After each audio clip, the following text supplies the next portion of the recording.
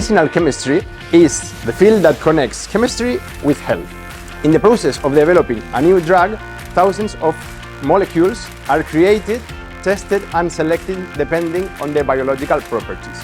In this context, chemistry has a crucial role not only preparing the molecules, but also understanding how these molecules interact with our bodies. In this course, we are gonna study all the phases that a medicament has to go through in order to be commercialized. Furthermore, we are gonna synthesize our own active principle to get in touch with the art of synthesis, or as I like to call it, the molecular architecture. Moving to a more sustainable society is essential. We need to transition towards renewable energies.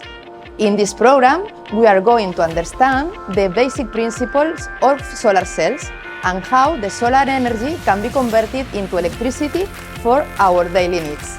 The students will prepare their own small solar cells and use them for the production of green hydrogen through the electrolysis of water. The concept of hydrogen as an energetic vector to store energy is an important field of research and will be explored in detail both theoretically and experimentally.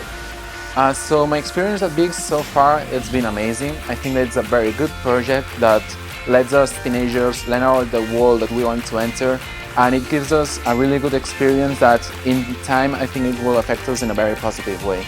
In 2023, the Nobel Prize in Chemistry has been awarded to quantum dots, a field with extensive applications in solar energy and quantum computing.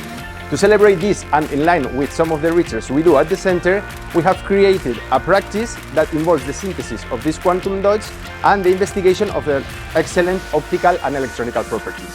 BIYSC!